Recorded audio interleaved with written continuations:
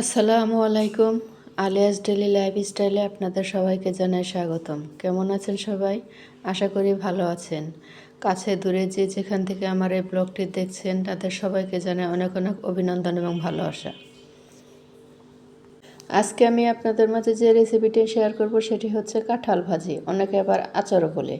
এই কাঁঠাল ভাজিটা কিভাবে করে সেটি আমি আপনাদেরকে দেখাবো। প্রথমেই কাঁঠাল আমি যেভাবে দেখালাম, আমি হাতে নিয়ে দেখিয়েছি সেভাবে আমি বেটে নিয়েছি। প্রথমত কাঁঠালটি আমি চোচা ফেলে পরিষ্কার করে ধুয়ে হলুদ এবং লবণ দিয়ে সিদ্ধ করেছি। তারপর আমি ব্লেন্ডারে দিয়ে ব্লেন্ড করে নিয়েছি, সেটি দেখতেই পেলেন। তারপর আমি এখানে কিছুটা মুরগির বুকের অংশের যে মাংসটা থাকে সেই মাংসটা আমি নিয়ে ছোট ছোট পিস করে কেটে নিয়েছি। সেই কেটে নেওয়া মাংসটিকে এখন আমি আদা রসুন পেস্ট এবং লবণ এটা দিয়ে মাখিয়ে রাখলাম 10 মিনিটের জন্য। 10 মিনিট পর আমি এখানে চুলায় ফ্রাই প্যান বসিয়ে এটাতে আমি ফ্রাই করার জন্য দিয়ে দিব এবং এটা আমি ভালো করে উল্টে পাল্টে লালচে কালার হওয়া পর্যন্ত সুন্দর করে ভেজে নেব।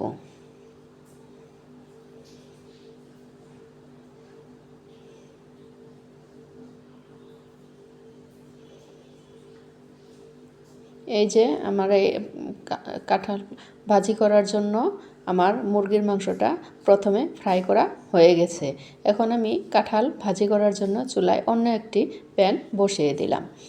এখন আমি এই প্যানে সামান্য পরিমাণ তেল দিয়ে দিব। তেলের পরিমাণটা অবশ্য সামান্য না, এখানে তেলের পরিমাণটা বেশ ভালোই দিতে হবে, কারণ কাঁঠালটা ভাজা ভাজা হয়ে যতক্ষণ পর্যন্ত প্যানের গায়ে থেকে ছেড়ে নিয়ে আসবে ততক্ষণ পর্যন্ত আমার এখানে তেল দিয়ে নাড়াচাড়া করতে হবে। এখানে যে পরিমাণ তেল দিয়েছি আরও দ্বিগুণ তেল আমাকে দিতে হবে যখন ধীরে ধীরে কাঁঠালটা ভাজি হয়ে আসবে তখন। এই তেলের মধ্যে আমি দিয়ে দিলাম এলাচ, দারচিনি এবং লবঙ্গ দিয়ে আমি হালকা একটু ভেজে তারপরে এখানে দিয়ে দিলাম পেঁয়াজ কুচি, কাঁচামরিচ কুচি, আর এখানে যে বাটা মশলাটা দিলাম সেটা হচ্ছে আদা এবং রসুনের পেস্ট। আদা এবং রসুনের পেস্ট দিয়েছি আমি হাফ চা চামচ, স্বাদ মতো লবণ, 1 চা চামচ পরিমাণ দিয়েছি শুকনো মরিচের গুঁড়া, হাফ চা চামচ দিয়েছি আমি এখানে হলুদের গুঁড়া, আর 1 চা চামচ দিয়েছি জিরা গুঁড়া। আমি কাঁঠালে একটু ঝালটা বেশি খাবো, যার জন্য ঝালের পরিমাণটা একটু বেশি রেখেছি। এখানে সব মশলাটা আমি ভালোভাবে কষিয়ে নিচ্ছি। আমি একটু পানি দিয়ে ভালোভাবে কষিয়ে নিচ্ছি, ততক্ষণ পর্যন্ত কষিয়ে নিব যতক্ষণ পর্যন্ত তেলটা উপরে চলে না আসবে। আমার মশলাটা বেশ ভালোভাবে কষানো হয়ে গেছে। এখন যে আমি কাঁঠালটা ব্লেন্ডার করে রেখেছিলাম সেই কাঁঠালটা আমি এই মশলাতে দিয়ে ভালোভাবে মিশিয়ে নিব, মশলার সাথে নাড়াচাড়া করে।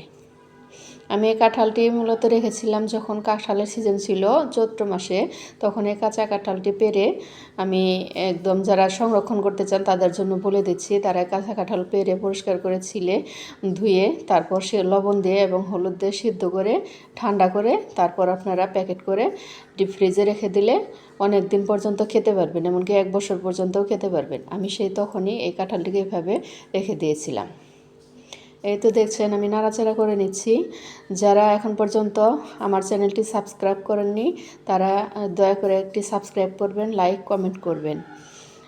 আমি সেই ফ্রাই করে রাখা মাংসটি এখন আমি দিয়ে ভালো করে নাড়াচাড়া করে নিচ্ছি, মাংসর সাথে কাঁঠালের সাথে ভালোভাবে মিক্স করে নিচ্ছি।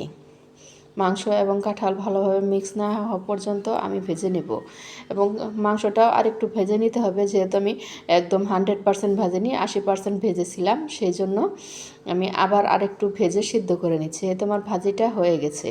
আমি এখন শেষ পর্যায়ে চলে এসেছি, বিদায় নেব। যে যেখান থেকে আমার এই অনুষ্ঠানটি দেখলেন তাদের সবাইকে জানাই অনেক অনেক ভালোবাসা। আমার পরবর্তী অনুষ্ঠান দেখার আমন্ত্রণ জানিয়ে শেষ করছি। আল্লাহ হাফেজ, আসসালামু আলাইকুম।